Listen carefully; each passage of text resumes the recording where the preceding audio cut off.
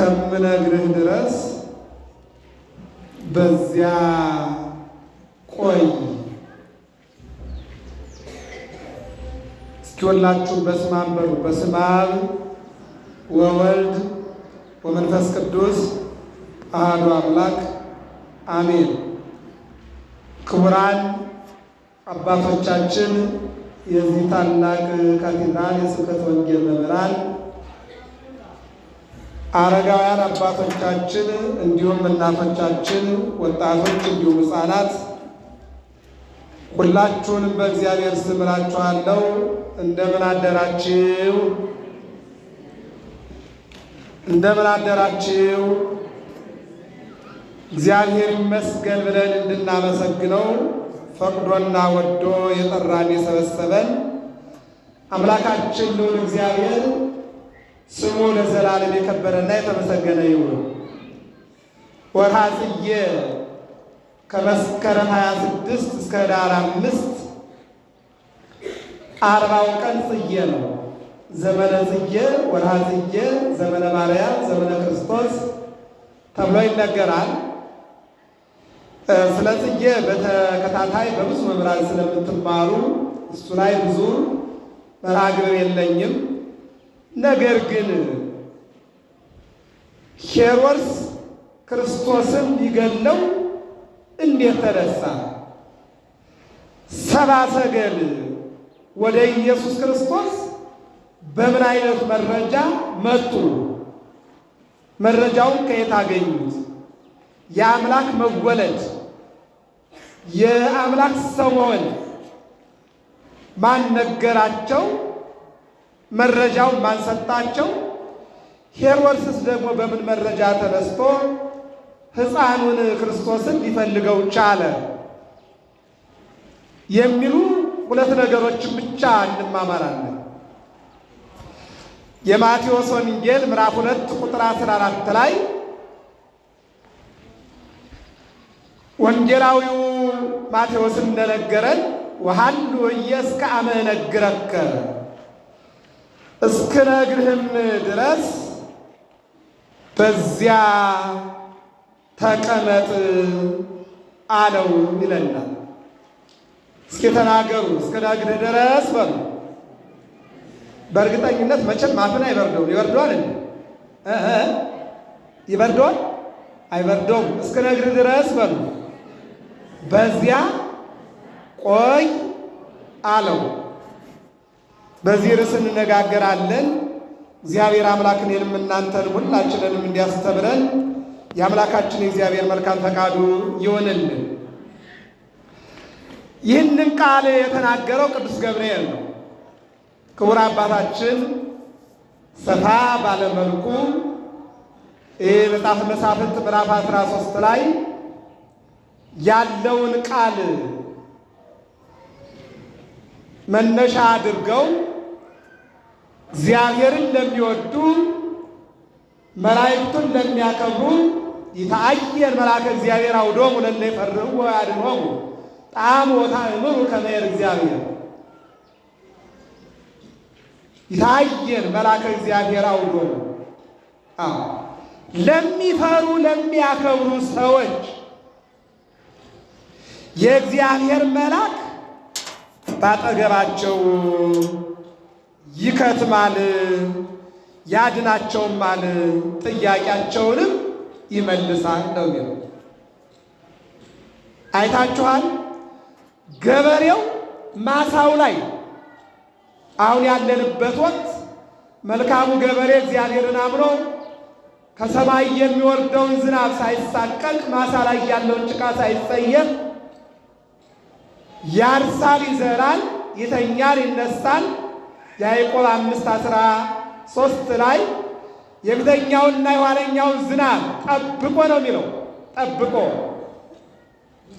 እግዚአብሔርን አምኖ እግዚአብሔርን ላመነ ገበሬ እግዚአብሔር ደግሞ ታማኝ አምላክ ስለሆነ ቀዳማዊ ሳይረ መጀመሪያ ቡቃያ ዳህራዊ ሰብለ ከዚያ ቀጥሎ ልምላሜ ወእምሰብል ፍጹመ ስርናየ ከዚያ አሁን መኸር ይባላል እና ከክረምት በኋላ ነው መኸር የሚመጣው። ክረምት አልፎ መኸር ይመጣል። ምን ማለት ነው? ቡቃያ ከበቀለ ከለመለመ ካበበ በኋላ መኸር ማጨድ ማለት ነው። ያ ይመጣል ማለት ነው።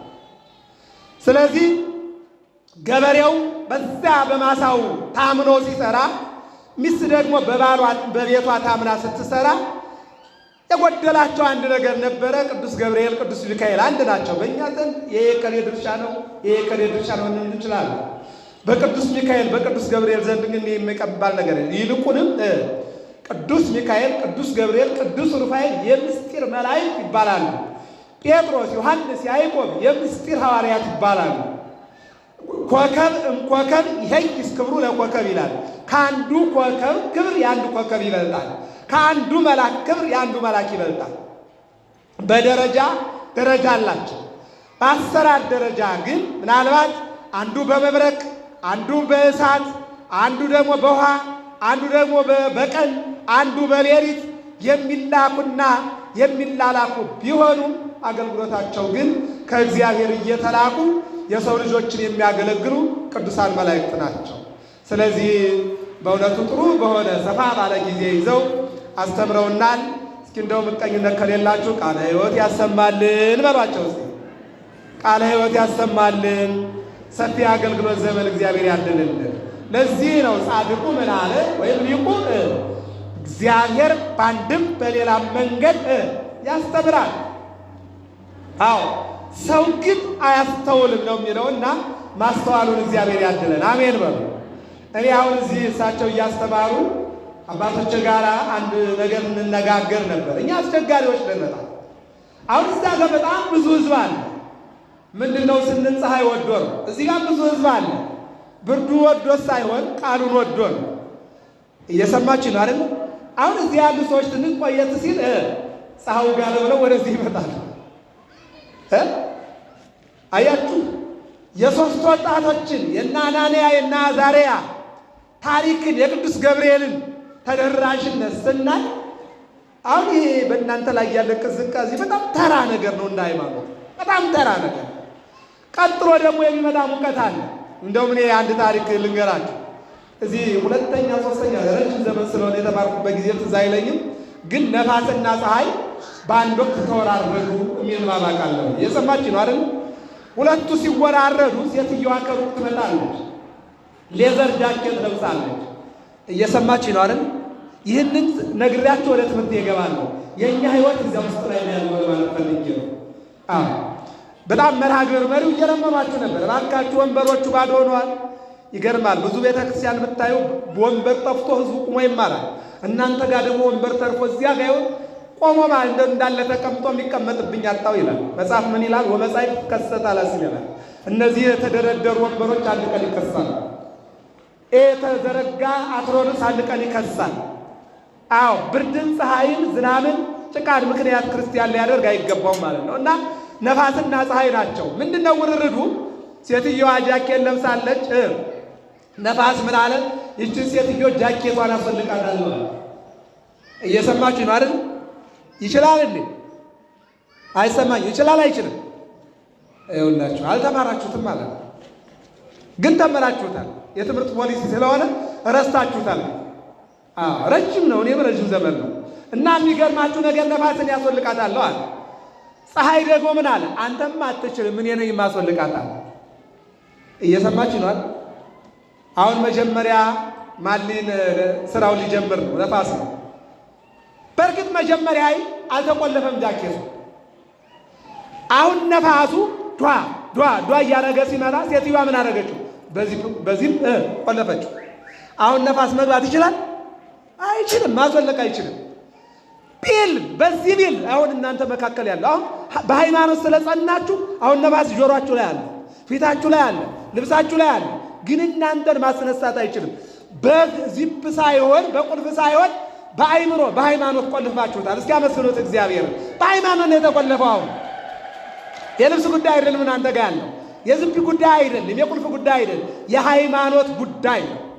በሃይማኖት ሶስት ወጣቶች ቅድም እንደሰማነው እሳቱ ውስጥ ገብተው እሳቱ ወራቡ ይመስል ከመወልደ እጓለ እመሕያው ቅዱስ ገብርኤል በእሳቱ መካከል ሲገኝ አቃጣዩ ውሃ ሆኖላቸዋል። ክብርና ምስጋና ለመድኃኒዓለም። ያያችሁ ስለዚህ በሃይማኖት ሁሉ ይቻላል።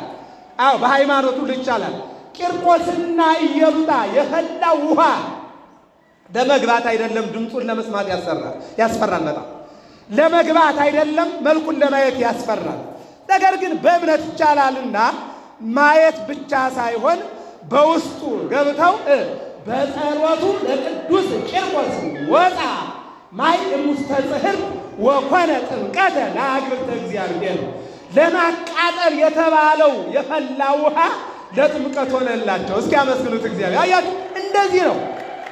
አዎ አሁን ለፈተና የሚመጣው ብርድ ለምን ይሆናል ማለት ነው? እነሆ ለበረከት ነው።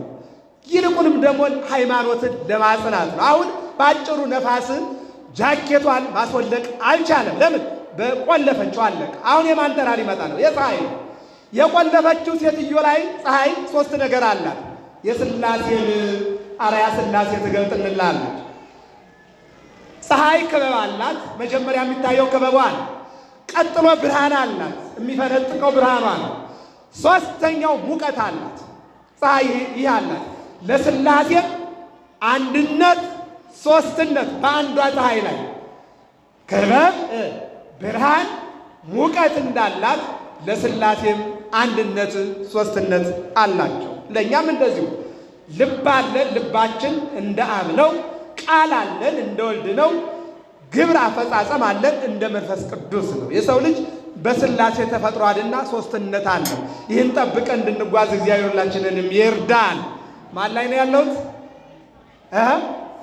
ቃሉን ሁሉንም እንደዚህ እንድትይዙት እግዚአብሔር ይርዳን። አሜን በሉ። እንዲህ አይነት ነገሮችን ብዙ ጊዜ እንይዛቸዋለን። ቃሉ ላይ ግን ብዙ ትኩረት አናደርግምና እንድናደርግ እግዚአብሔር ይርዳን። አሜን በሉ። አሁን ፀሐይ የኔ ተራ ነው አለች፣ ብትን አለች።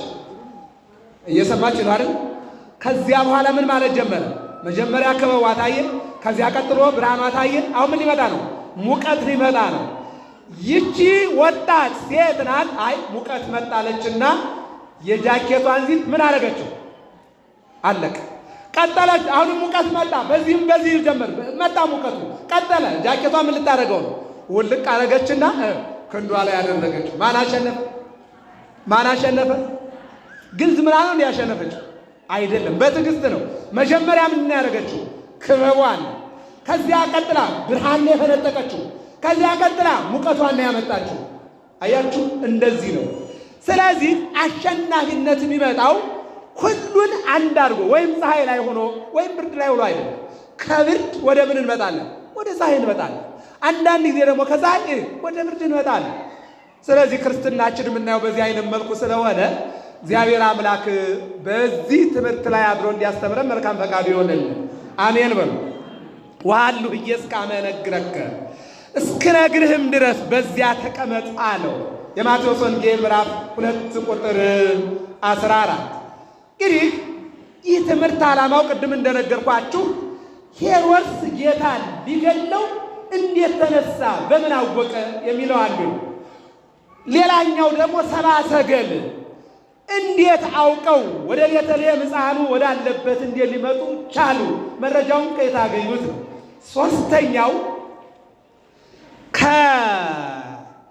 ከልደቱ እስከ ቀራንዮ የቅዱስ ገብርኤል ጉዞ እዚህ ላይ ያለ ነው። እነዚህ ሶስት ነገሮችን ነው የምናያቸው። ይህን ቃል የተናገረው ቅዱስ ገብርኤል ነው። ምንድን ነው ያለው? ወሀሉ ኢየስካመ እነግረከ እስከምነግርህ ድረስ በዚያ ቆይ ያለው ነው የሚለን። ከዚህ የሚቀድም ግን ሌላ አለ። እግዚአብሔር ካለመኖር ወደ መኖር መላእክቱን አመጣና እንዲያገለግሉት አደረጋቸው። ሊቁ ኤጲፋንዮስ አክሲማሮስ በተባለው መጽሐፍ ላይ ወይም ነገረ መላእክት በተባለው የተቀመጠ ቃል ነው። እግዚአብሔር በዕለተ ሰንበት ዓለምን ፈጥሮ 7 ስነ ፍጥረትን ሲፈጥር ከዚያ ሰማያት መላእክት ይልና መላእክቱን ለአገልግሎት አመጣቸው። ባህሪያቸው ዘይሬስዮሙ ለመላእክቲሁ መንፈሰ ወለእለ ይትላከው ወነደሳት ነፋሳውያን ናቸው። ምንድን ነው? ይቀድም ሩፀቶሙ እምነፋሳት። ይህ አሁን የምታዩት ነፋስ ዛፉን ሲያንቀሳቅሰው የእናንተን ልብስ ወዲያና ወዲህ ሲል ታዩታላችሁ። ከየት እንደሚመጣ ግን ምን መረጃ የላቸውም። ገበሬው ገለባውንና ምርቱን ሲለይበት እንዲሁም ደግሞ በተለያየ መልኩ ዛፉን ሲያንቀሳቅስ እናየዋለን እንጂ ነፋስ ከየት ወዴት በየት እንደመጣ የምናውቀው ነገር የለም። መላእክትም የነደደውን እሳት ሲያጠፉ፣ የፈላውን ውሃ ሲያቀዘቅዙ፣ ወጣቶችን ነፃ ሲያወጡ፣ የታመሙትን ሲያድኑ፣ የታሰሩትን ሲያስፈቱና ሲፈቱ እናያቸዋለን እንጂ ከየት ምንጊዜ በምን ደቂቃ እንደመጡ የማወቅም የማየትም አቅሙም ብቃቱም እውቀቱም የለንም። አንዱ ነው ነፋሳውያን ናቸው፣ ሁለተኛው እሳታውያን ናቸው። ያቃጥላሉ፣ ይልቁንም ደግሞ በሚነደው እሳት ውስጥ ገብተው ያወጣሉ። ያወጣሉ። ስለዚህ ባህሪያቸው ይሄ ሆኖ አመጣና በነፋስ በእሳት አድርጎ የሚንቀሳቀሱበት ክንፍ ሰጥቶ እንዲወጡ እንዲወርዱ፣ እንደገና ደግሞ ምግባቸው፣ እድሜያቸው፣ ኑሯቸው ምስጋና አደረገላቸው። ይሄ ኢሳይያስ 6 ላይ ምን ይላል? ሁል ጊዜ ቅዱስ ቅዱስ ቅዱስ እያሉ ያመሰግናል። ቀድሞ የነበረ አሁን ያለ ዓለምን አሳልፎ የሚኖር አልፋና ኦሜጋ ዘሐሎ ወይሄሉ ያለ የነበረ የሚኖር አምላክ እርሱን 24 ሰዓት የሚያመሰግኑ ውዳሴሆሙ ውዳሴያቸው ምስጋናቸው ረፍታቸው፣ ምስጋናቸው ልብሳቸው፣ ምስጋናቸው ጾታቸው፣ ምስጋናቸው ኑሯቸው የሆነላቸው መላእክትን አመጣና ለምስጋና አዘጋጃቸው። አሁን ሲያመሰግኑ እንዲህ አሉ። ማንን ነው የምናመሰግነው? ሁላችንም አንድ አይነት ነን። ክንፋችንም ቁመታችንም ምስጋናችንም አንድ አይነት ነው። እኛ የምናመሰግነው አምላክ ከኛ የተለየ መሆን አለበት። ስለዚህ የታለ ብለው መነጋገር ጀመሩ ይላል። የታለ ብለው በዚህን ጊዜ ንግግሩ ወደ ሁካታ መጣ። እርስ በርሳቸው ወደ መነጋገርና ይልቁንም ደግሞ ድብልቅልቅ ወደሚል ነገር መጣ ሐሳባቸው። በዚህን ጊዜ ሳጥናኤል የሚባለው ከላይ ነበርና አነ ፈጣሪሆሙ ለእሉ ፍጡራን ወአነ ገባሪሆሙ ለእሉ ግውራን፣ እነዚህን የሰሯቸውን ይለኛል፣ እነዚህን የፈጠርኳቸውን ይለኛልና እርፍ አለ። ማን ነው እሱ? የዛሬው ሰይጣን፣ የዛሬው ዲያብሎስ፣ የትናንቱ ሳጥናኤል። የዛሬው ሰይጣን፣ የትናንቱ መልአክ፣ የትናንቱ የብርሃን መልአክ፣ የዛሬው የጨለማው አሳጅ። አሁን እንዲህ አለ።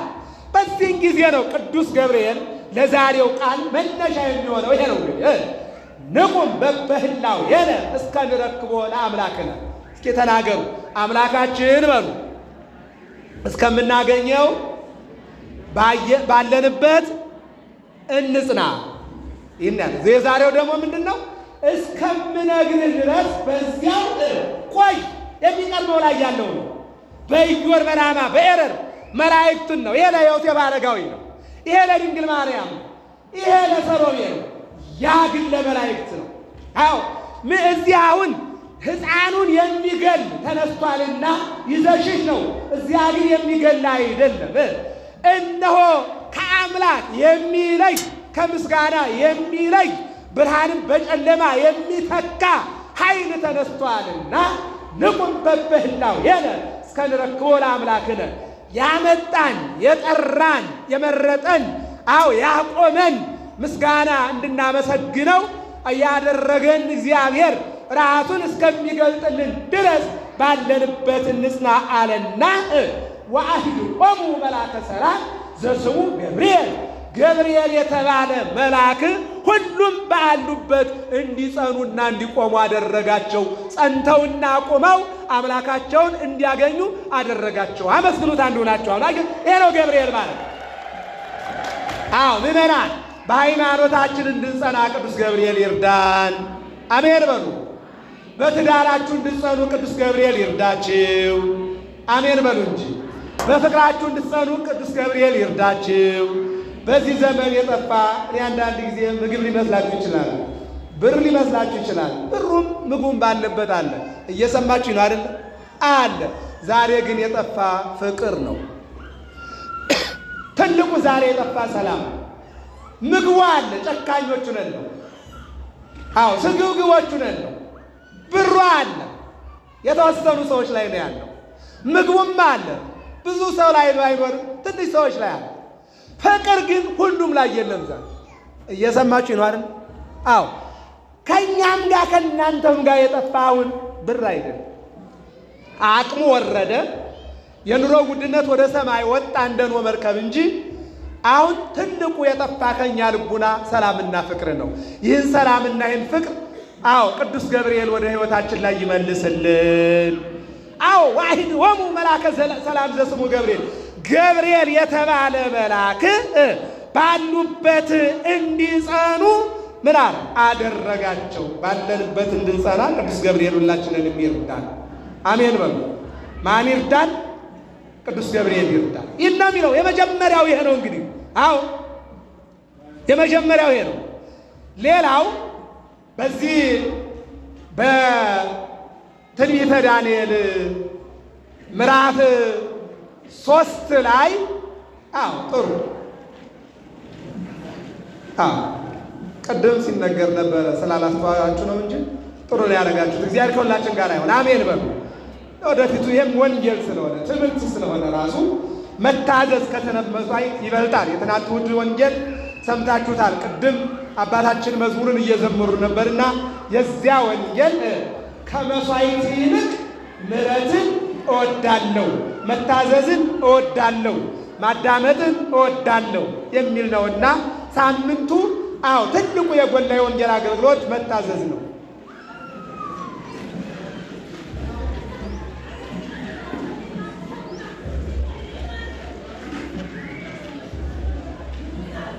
እሺ አንዳንድ ጊዜ መናፍስት የማያመጡት ነገር ስለሌለ እሱኛውን ትታችሁ ወደ ወንጌሉ አዳምጡ። ይሄ ያለ ነው፣ ወደፊትም ይኖራል። ቤተ ክርስቲያን ስንዱ እመቤት ስለሆነች አጋንንት ብዙ ጊዜ የእግዚአብሔር ልጆችን በተለያየ መልኩ ይፈታተናሉ። ፈተናውን ደግሞ ማለፍ ከኛ ጋር ይጠበቃልና ሁላችሁም ባላችሁበት ጸንታችሁ ቆማችሁ ቃሉን ለማዳመጥ ሞክሩ። በነገራችን ላይ እንደው አንዳንድ ጊዜ ነገሮችን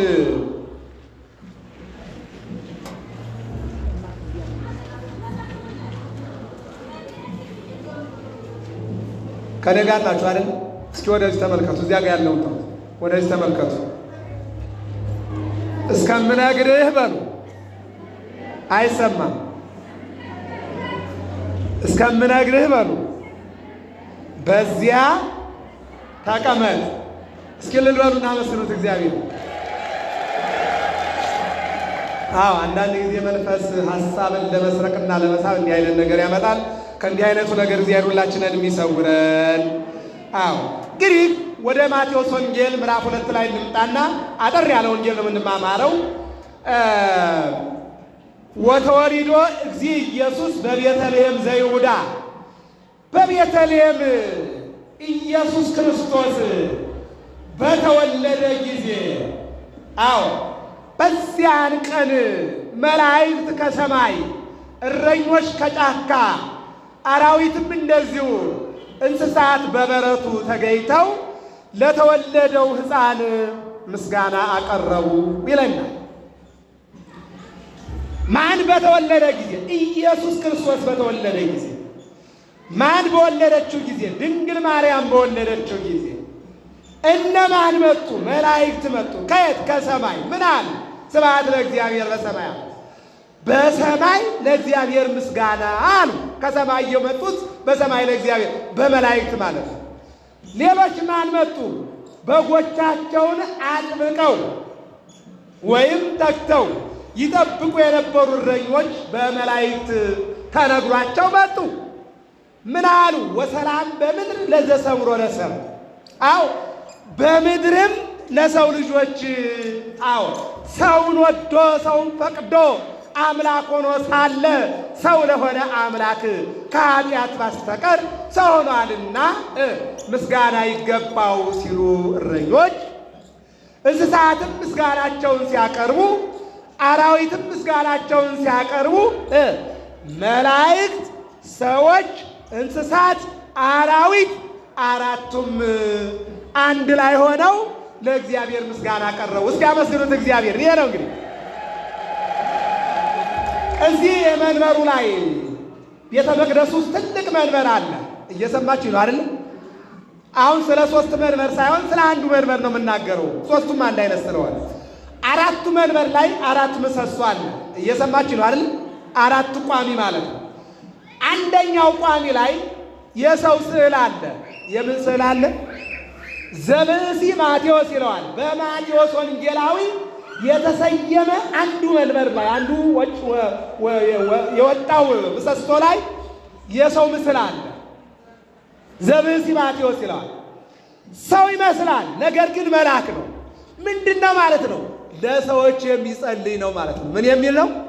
የሚጸልይ ምግብም መውጣትም መግባትም ከመከራ መዳንም በአጠቃላይ ለሰው የሚጸልይ መልአክ ነው አንደኛው ማለት ነው። ሁለተኛው ደግሞ ምሰሶ ላይ ሄዱ ዙራችሁ ደግሞ እዚያ ላይ ደግሞ የአንበሳ ምስል አለ።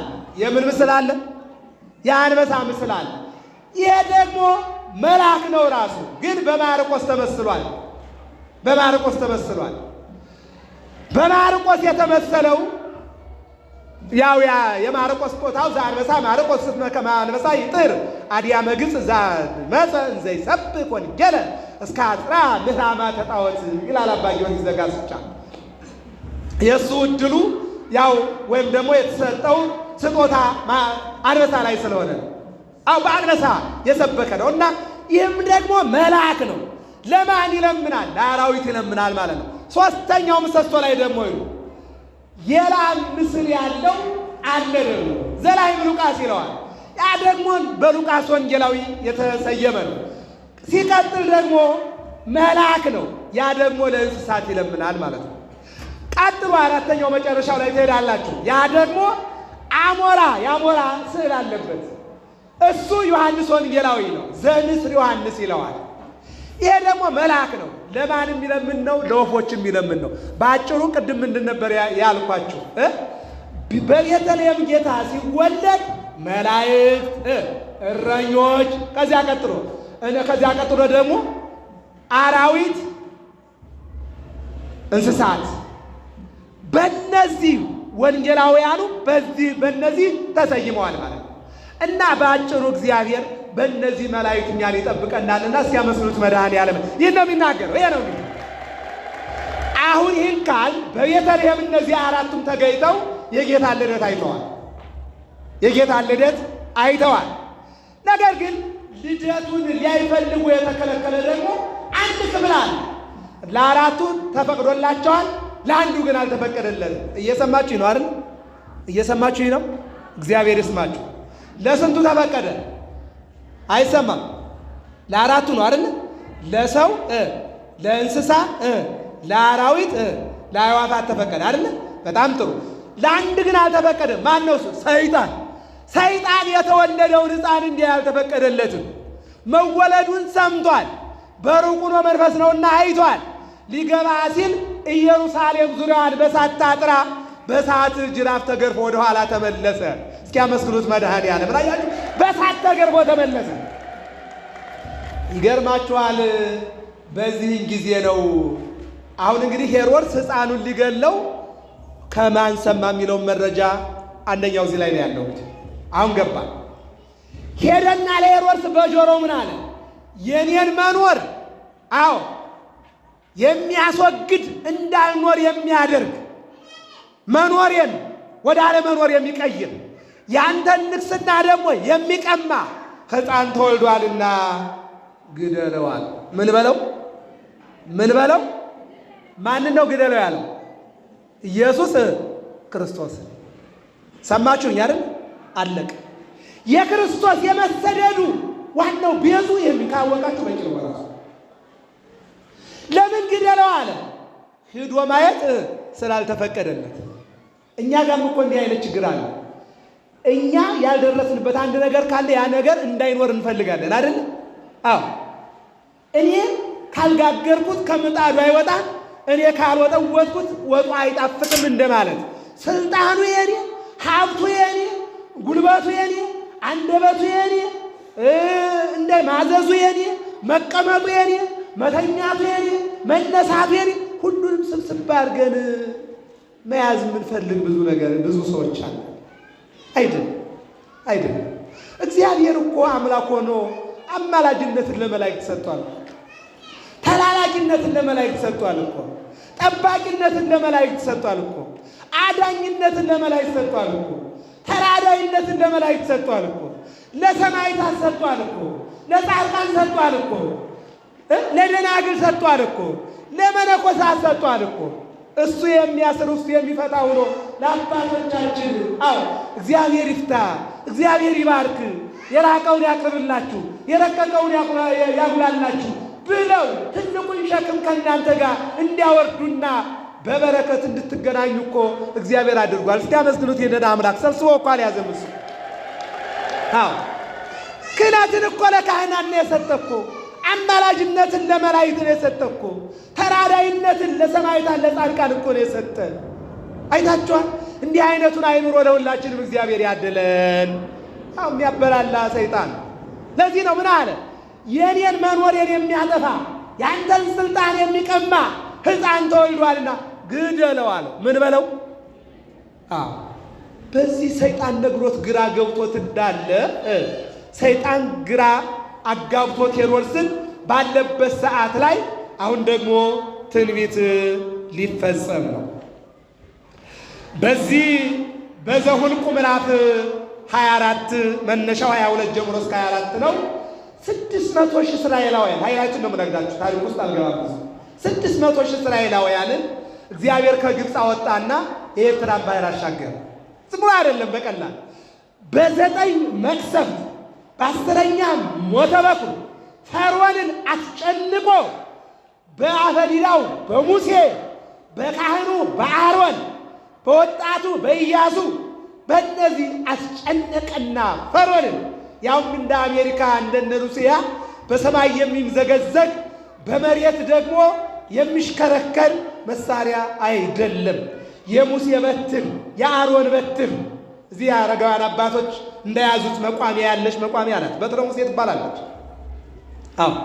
እሷን ነው የያዘው እግዚአብሔር ሲሰጠው እሷን ነው። ዘጸአት ምዕራፍ 4 ላይ ሂድና ወወረድኩ ከማድኖሙ ወትቤዞሙ ለቀደምት አበው እነ አብርሃምን እነ ኖኅን ላድን እንደወረድኩ አሁን ደግሞ 600 ሺህ እስራኤላውያንን በአንተ አማካኝነት በአሮን አፈጉባኤነት በቅዱስ ሚካኤል ጠባቂነት አላሻግር ነውና ሂድ ሲለው እኔ አፌ ዲዳ ነው፣ በዚያ በጽኑ ሰው በኃይለኛ ሰው በፈርዖን ፊት እንዴት እቆማለሁ? አፌ እኮ ዲዳ ነው ብሎ በአፉ ቢያመካኝ አሮን እሁከ ይኩንከ አፈ አሮን ወንድምህ አፍ ይሆናልና፣ ለካም ወንድም ለወንድሙ አፍ ይሆናል። እናንተ አፍ ይሆናል፣ ጉልበት ይሆናል፣ አቅም ይሆናል፣ ሕይወት ይሆናል ወንድም ለወንድሙ።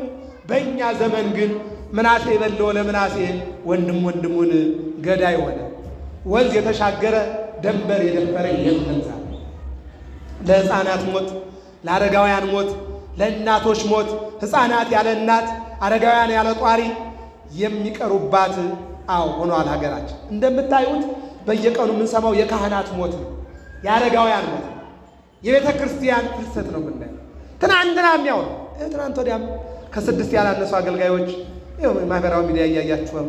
ካህናቱ ቀድሰው ሲወጡ እንደ ጎመን አንገታቸውን ተብለው የሚቀሉባት ሀገር ኢትዮጵያ፣ በየቀኑ ሰማዕታት የሚታዩባት ሀገር፣ ቆርበው ሲወጡ ምዕመናን ሕፃናት ቆርበው ሲወጡ በበር ላይ እየተጠበቀ እንደ ዶሮ አንገታቸው እየተቆረጠ እየተጣለ የሚጣልባት ሀገር ኢትዮጵያ ሆናለች።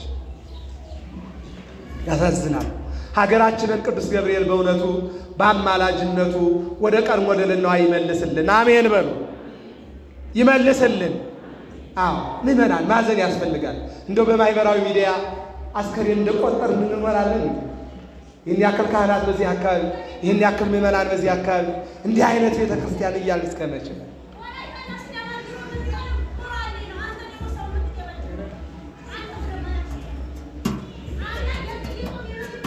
ተይ እናቴ ተይ እናቴ ተይ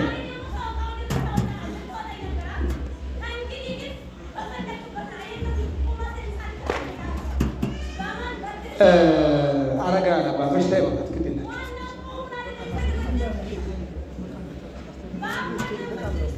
አረጋውያን ለምናቸው ግድ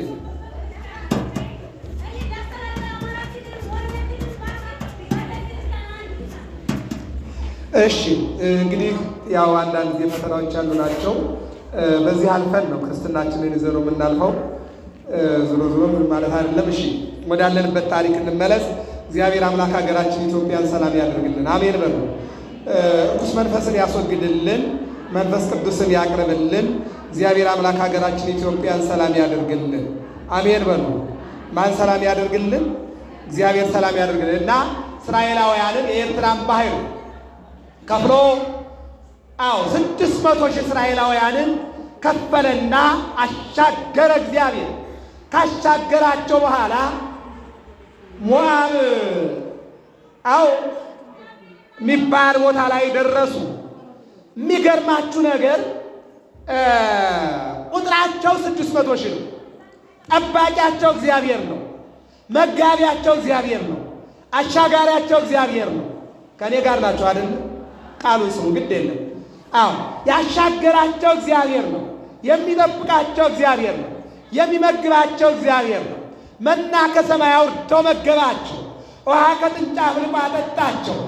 ይልቁንም ደግሞ በጥበቃው ጠበቃቸው። ቅዱስ ሚካኤል ይመራቸው ነበረ። ፀሐይ እንዳይበረታ በደመና እየጋረደ፣ እሾህ እንዳይወጋቸው ደመና እያነጠፈ፣ ጠላት እንዳያቸው በደመና መጋረጃ፣ በፊት እንዳይቆያቸው በደመና መጋረጃ አድርጎ በሰባት መጋረጃ እስራኤላውያንን አሻገራቸው እግዚአብሔር። እስኪ አመስግኑት፣ ይህንን አምላክ አሻጋሪ ነው። ከዚህ በኋላ ግን ሞዓብ ሲደርሱ እነሆ ቁጥራቸው በዝቶ ሲታዩ የመጣባቸው ፈተና እንደ ሰውኛው ቀላል አልነበረም። ቀላል አልነበረም።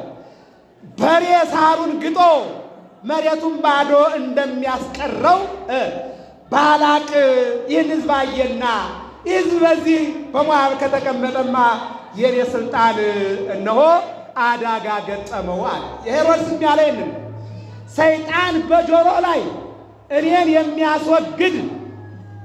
የሚያስወግድ ያንተን ስልጣን የሚቀማ ሕፃን ተወልዷል ሲለው ሄሮድስ ግራ ገብቶት ምን ላድርግ እያለ ተጨንቆን ነበረ።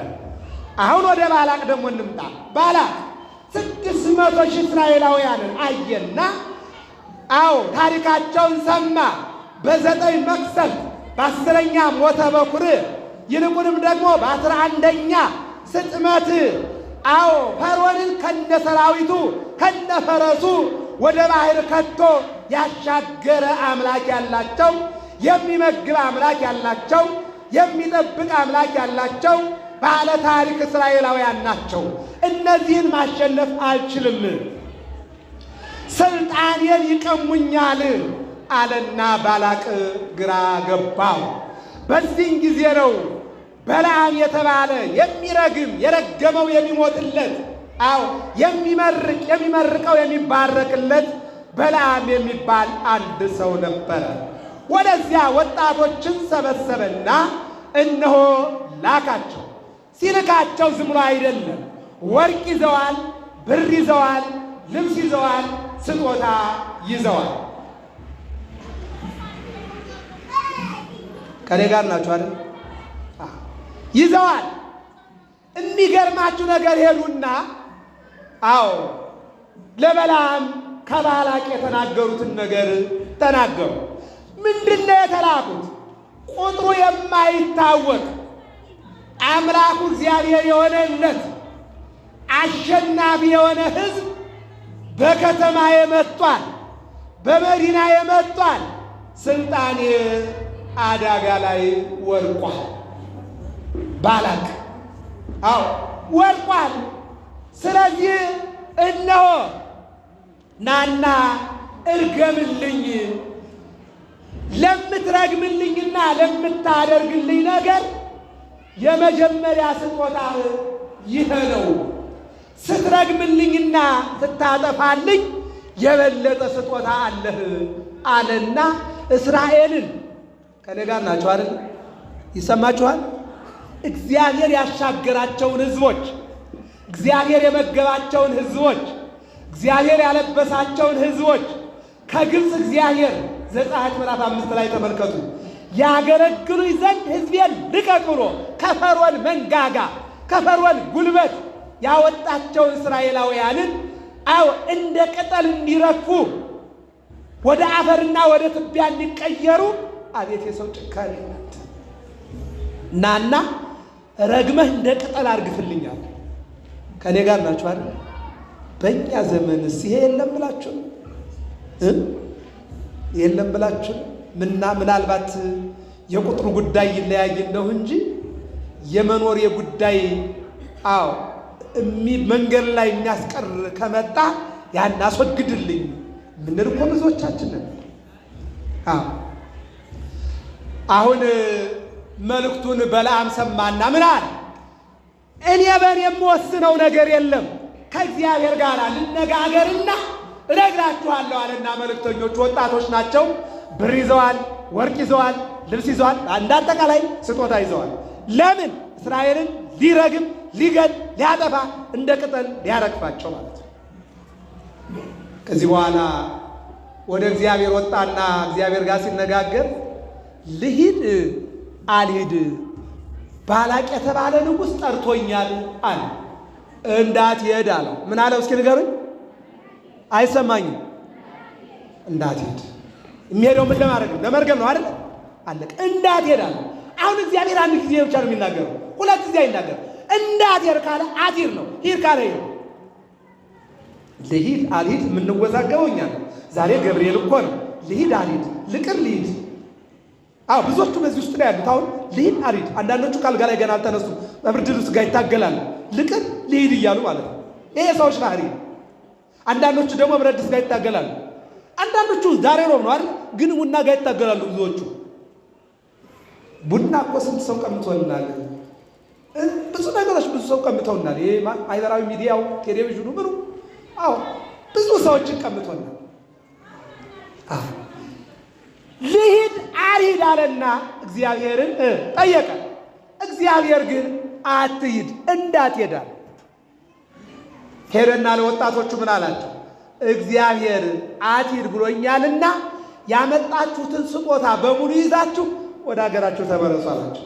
እየሰማችሁ ነው አይደል? ሄዱና ለባላቅ ምን አሉ?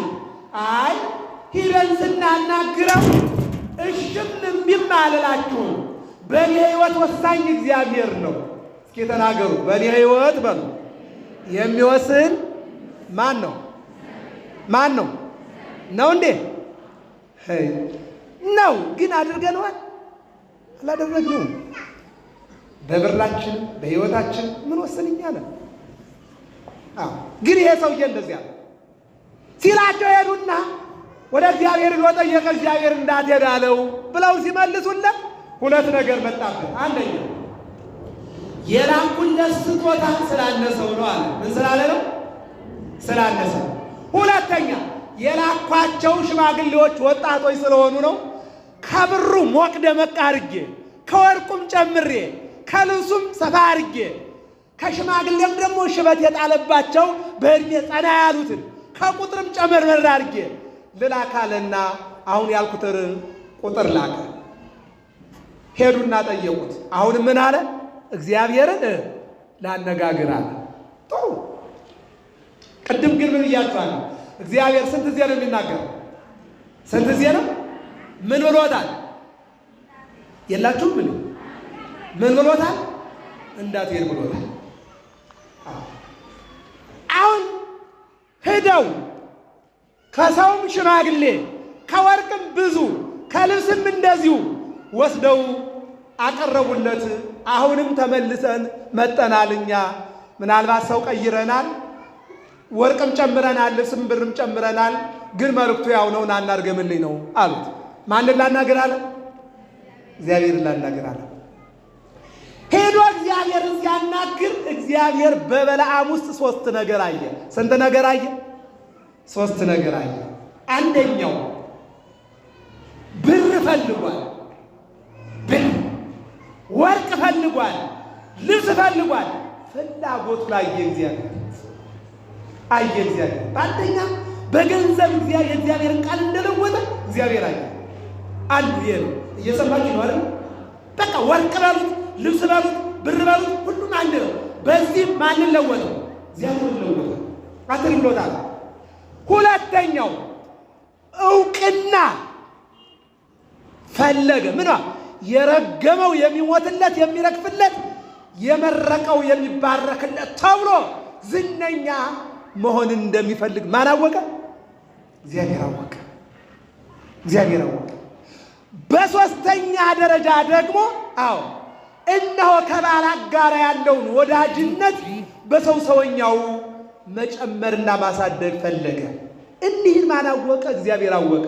ምን አለው? ሂድ አለ። እስኪ ተናገሩ። የምነግርህን በሉ ብቻ ታደርጋለህ። አሰረው። ሂድ መሄዱን ለምን? ገንዘብ ፈልጋል። እግዚአብሔር ምቀኝነት የለበትም። ወርቁንም ተቀበል፣ ብሩንም ተቀበል፣ ልብሱንም ተቀበል። በቃ ሂድ። ቀጠለ። ዕውቅና አግኝ። የረገመው ይሞትለታል፣ የረገመው ይረግፍለታል ተባል። እግዚአብሔር ግድ ችግር የለበትም። በሰው ልልና የእግዚአብሔር ትሕትና አይመጣም። የእግዚአብሔር ትሕትና በራሱ ነው። ዝቅ ብሎ እግር ያጠበ ከራሱ ነው። ዝቅ ብሎ የሚሰቀልበት መስቀል የተሸከመ በራሱ ነው። ዝቅ ብሎ በረት የተወለደ በራሱ ነው። ዝቅ ብሎ ውሃ ውስጥ የተገኘ በራሱ ነው። ዝቅ ብሎ መስቀል ላይ ተንጠልጥሎ የተገኘ በራሱ እንጂ በሰዎች አቅምና ኃይል አይደለም። ከኔ ጋር ናቸው አይደል? እግዚአብሔር ከሁላችን ጋር ነው። ቀጠለ። እነሆ ጲላጦስና ሄሮድስ ለረጅም ጊዜ ጸቦች ነበሩ። የሚሰቀለው አንድም የተያዘው አምላክ ሰላም ስለነበረ ለብዙ ዘመን ጠብ የነበሩት ሰዎች ከሄሮድስ ወደ ጲላጦስ፣ ከጲላጦስ ወደ ሄሮድስ ሲያመላልሱት ለብዙ ዘመን ተጣልተው የነበሩት ሰላም አገኙ። ለምን? የያዙት አምላክ የሰላም አምላክ ስለሆነ። እስኪ አመስግኑት ይህንን አምላክ በእናታችሁ አመስግኑት። የሰላም አምላክ ስለሆነ አያችሁ፣ የሰላም አምላክ ስለሆነ። ስለዚህ ባላቅና በለዓም ዝምድናቸው ቢጠነክር እግዚአብሔር ምቀኝነት የለበትም። እኛንን ምቀኞች ሰዎች ሲጓደዱ፣ ትዳር ሲበረታ፣ ልጆች ሲወለዱ፣ ማህበራዊ ኑሮ ሲሞቅ እንናደዳለን። ደስ ሊለን ሲገባ፣ ያጣ ሲያገኝ፣ የወደቀ ሲነሳ፣ የተረሳ ሲከብር፣ የታመመ ሲድን፣ ደስ ማለት ሲገባ ደግሞ ማናዳ ነው እንዴት ዳነ መመራመር እንጀምራለን። ዮሐንስ ወንጌል ምዕራፍ 5 ተመልከቱ። ማናዳ ነው ማን ፈወሰው? አልጋውን ተሸክሞ ገባ። ዮሐንስ ወንጌል ምዕራፍ 9 ተመልከቱ። ዕውራን ነበረ እንዴት አይኑ በራ። በሰንበት ክስ ነው የጀመሩት። የኛ ባህሪ እንደዚያ ነው። እግዚአብሔር ግን እንደዚያ አይደለም። ሄደ አለው። ሄደ። ከበለዓም ጋር ተገናኙ። ባጭሩ ምን አለው? እርገምልኝ አለ። አሁን ለሶስተኛ ጊዜ ምን አለ? ማንን ላነጋግር አለ? ንገሩኝ እስቲ። አይሰማኝም። ስንተኛው ነው አሁን? ይሄ ሶስተኛው ነው። ማንን ላነጋግር አለ? አሁን ሰይጣን ወርቋል አይደል? አመስግኑት። ሰይጣን ቢሆን 2 ጊዜ ነው፣ 3 ጊዜ አይደግም። ክብርና ምስጋና ለመድኃኒዓለም። አያት 2 ጊዜ፣ በወጣቶቹ 1 ጊዜ፣ በሽማግሌዎቹ 1 ጊዜ ከማን ጋር ተነጋገረ? ከእግዚአብሔር ጋር ተነጋገረ። ሄደና ከባላቅ ጋር ሲነጋገር ደግሞ ቆይ ማንን ልጠይቃለሁ? እግዚአብሔር ልጠይቃለሁ። እግዚአብሔር ያለኝን ነው የማደርገው አለ። እግዚአብሔር የምልህን ብቻ ታደርጋለህ፣ ነገር ግን ሂድ ብሎኛል፣ ፈቅዶልኛል። ግን የሚለኝን ነው የማደርገው አለ። በዚህ ላይ ግን መንገድ ላይ ቅዱስ ገብርኤል አግኝቶታል። ቅዱስ ገብርኤል አግኝቶት አህያውን ቁሚ ያለ፣ አህያዋን መምታት ጀመረ። በኋላ ግን ተገለጠለት። ማነስ ሲለው መንገድ ጠማማ ነው፣ እግዚአብሔር አትሂድ ብሎት 3 ነገር ወደምትሄድ አንተ በመንገድ ጠማማም በጠማማ መንገድ ምትሄድ ጠማማ ነህ ሲለው ልመለስ ያለ አትመለስም። ማን ፈቅዶልሃል? እግዚአብሔር ፈቅዶልሃል። መጀመሪያ ነበረ አትሂድ ሲል በዚያው መቅረት ነበር። አሁን ግን ሂድ ስላለ ሂድ፣ ነገር ግን የምትባለውን ብቻ ታደርጋለህ ብሎ ቅዱስ ገብርኤል ፈቀደለት። እስኪ አመስግኑት ይህንን መልአክ። አያችሁ፣ እግዚአብሔር ያለልህን መልአክ አያስቀርብም። እንኳን ሰው እየሰማችሁ ነው አይደለም? እግዚአብሔር ያላላችሁን ነገር የሚሰጣችሁን ነገር እንኳን እኔ እንኳን አንቺ እንኳን አንተ ቅዱስ ገብርኤል አያስቀረው። እየሰማችሁ ነው አይደለም? ቅዱስ ሚካኤል እግዚአብሔር ለኛ ያለውን ነገር ቅዱስ ሚካኤል አያስቀረው። ቅዱስ ገብርኤል አያስቀሩም። ድንግል ማርያም አታስቀርም። እግዚአብሔር ለኛ ያለውን ነገር እየሰማችሁ ነው አይደል? ሂድ ብሎሃል፣ ሂድ። ነገር ግን ያለህን ብቻ ነው የምታደርገው። ሄደ፣ ወጣ ወደ ተራራው። ምን አለ? እግዚአብሔርን አነጋገረ። ባርከሃቸው ተመለስ እንጂ እስራኤልን እንዳትረግማቸው። ይህ ሕዝብ በእኔ የተባረከ አምላኩ እግዚአብሔር የሆነለት ሕዝብ ነው። ይልቁንም ባርከሃቸው፣ ከተማቸውንም ጨምረህ ባርከህ። አው ሚሴኒ ታይሪከ እስራኤል አቀማመጥህ። አሁን ቅድም በዚህ በኩል እያሉ ሊቃውንቱ እናንተን ተቀመጡ እያሉ ያሳዩአችሁ ነበር። ደስ ስለሚል ነው። አው ተራራው ላይ ሆነና እስራኤልን መኖሪያቸውን፣ ድንኳናቸውን፣ አምልኮታቸውን፣ አለባበሳቸውን አየና ይህ ሕዝብ እናንተ ምን አይነት ሕዝብ ነው? ቅዱስ ሕዝብ ነው፣ ደግ ሕዝብ ነው። እግዚአብሔር ባርክ ብሎኛልና መርገም የለም በእናንተ ዘንድ በረከት ነው አለና ባርኳቸው ተመለሰ። ክብርና ምስጋና ለመድኃኒዓለም ይሁን። እዚህ ላይ ነው አሁን ምን አለ? እኔ እርገምልኝ አልኩ እንጂ እንዴት ትባርካለህ አለው። አይ አለና 24 ላይ ምን አለ? ይሰርቅ ኮከብ እምያዕቆብ ወየአትታል ያለ እምእስራኤል ወአነኒ በኩየ እሬስዮ ወልውል ውእቱ እምነገሥተ ምድር።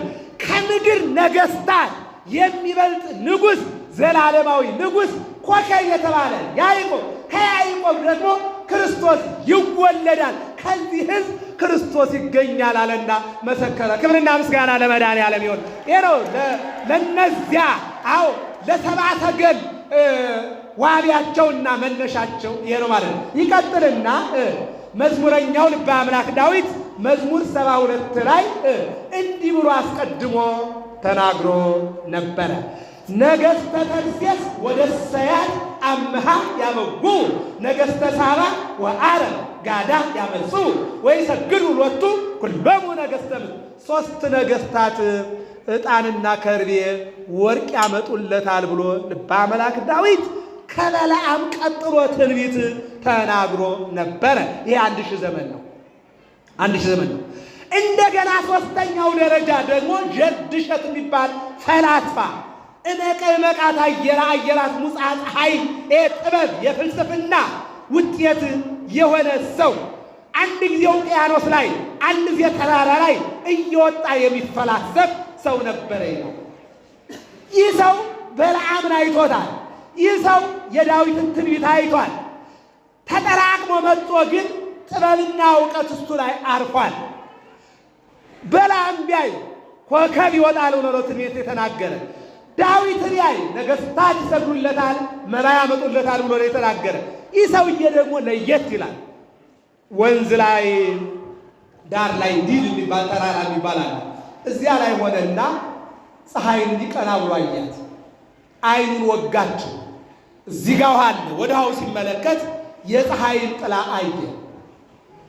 እስኪ አንድ ነገር ልጠይቃችሁ። እዚህ ጋር ውሃ አለ። የፀሐይ ክበብ እዚህ ጋር አለ።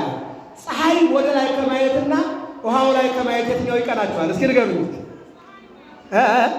ውሃው ላይ ነው አይደል? ላይኛው ይወጋል አይደል? ይሄኛው ግን ክበብ ስለሆነ አይወጋም። ይህንን አየ። ውሃውን ሲያየው የፀሐይ ክበብ አለ። የፀሐይን ክበብ አይቶ ጥላችን ማለት ነው። እየሰማችሁ ነው አይደል? እንደውም አንድ ነገር ትዝ ይለኛል። ይሄ ትምህርት እያስተማርኩ እንዳለ ትንሽ ሴትዮዋ ያወራከረችን ነገር እንትን አለኝና ሰዓት እንዳላበዛባችሁ ሰዓት የለውና በቃ ትንሽ ደቂቃ አንድ 5 ደቂቃ እናገርና አልጨርስም። እግዚአብሔር ከሁላችን ጋር ይሁን። አሜን በሉ። አሜን በሉ እንጂ ማን ከማን ጋር ይሁን? እግዚአብሔር ከሁላችን ጋር ይሁን። እና አንድ ውሻ ሙዳ ስጋ ይዞ ድልድይ ላይ ይጓዛል። ምን ይዞ? ይህ ሰውዬ በሮም ምድር ስጋ ይላል። እንዳትሉ ይችላል ግድ የለም እኔ ልበል ግን እንዳትሉ የሰማችሁ ማለት ትልቅ ሙዳ ስጋ ይዞ በድልድይ ላይ ይጓዛል። በድልድይ ላይ እየተጓዘ እንዳለ ውሃውን እንዲሁ ወሳይ ከሱ የበለጠ ውሻ ትልቅ ስጋ ይዞ ያየዋል። ውሻው ማን ነው? ሌላ ውሻ ነው እሱ ነው። አይሰማኝም።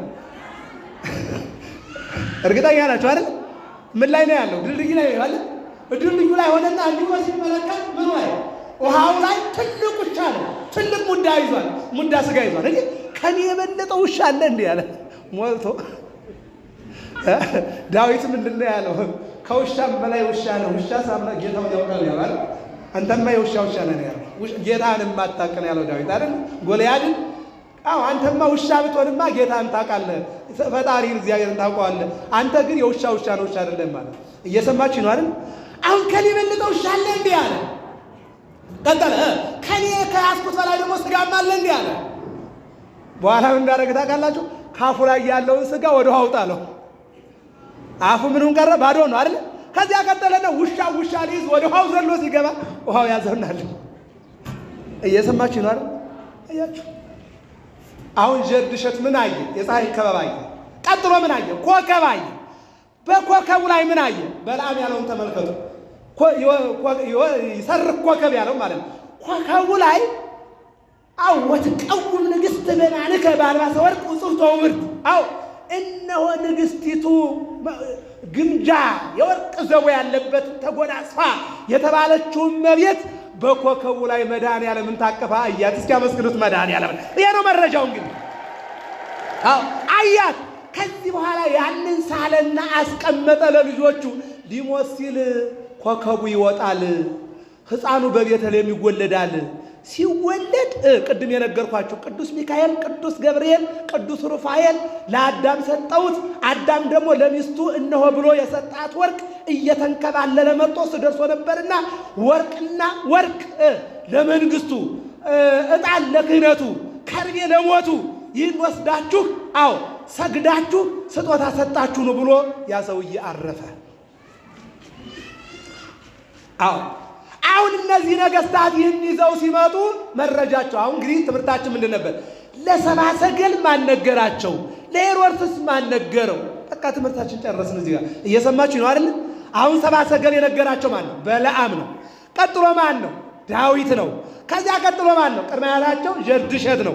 አሁን ምን አደረጉ? ያንጣን ያንን ወርቅ ይህን ከርቤ ይዘው ወደ ቤተልሔም ሲመጡ ሄሮድስ አገኛቸው። ለሄሮድስ ደግሞ ማን ነግሮት ነበር? ሰይጣን። ሰይጣን ማለት መንፈስ ነው፣ አይታመንም፣ ውሸት ነው፣ እውነት ነው እያለ ውስጡ ላይ ለማንም ሳይነግር። አንዳንድ ጊዜ እኮ ሐዘን ይበዛባችሁና ለማንም ሳትነግሩ እምቅ አድርጋችሁ የምትይዙታል አይደል? ለሰው እንዲያው ለማን ይነግሩታል? ለእግዚአብሔር ብቻ እንጂ ብላችሁ አምቃችሁ የምትይዙት ነገር አለ ማለት ነው። እየሰማችሁ ነው አይደል? ከዚህ በኋላ ነው እንግዲህ እነሆ ሄሮድስ ግራ እያተጋባ ባለበት ሳለ ሰብአ ሰገል መጡ። ወዴት ትሄዳላችሁ? ይህን መደዳውን ስለምትማሩት ስለተማራችሁት ስላወቃችሁት ብዙ አልራመድበትም። ሕፃን እንደተወለደና ለሕፃኑ ሊሰግዱ ለሕፃኑ ስጦታ ሊሰጡ እንደሚሄዱ ነገሩት። ሂዳችሁ ሰጣችሁ፣ ሰግዳችሁ ተመለሱ፣ በእኔ እኔም እሄዳለሁ አለና ላካቸው። ለሄሮድስ ለሰይጣን እንዳልተፈቀደለት ለሄሮድስ አይፈቀድለትም። ለሰብአ ሰገል ግን ተፈቀደላቸውና አባታቸው በነገራቸው ኮከብ ያመልኩ ነበርና ይላል።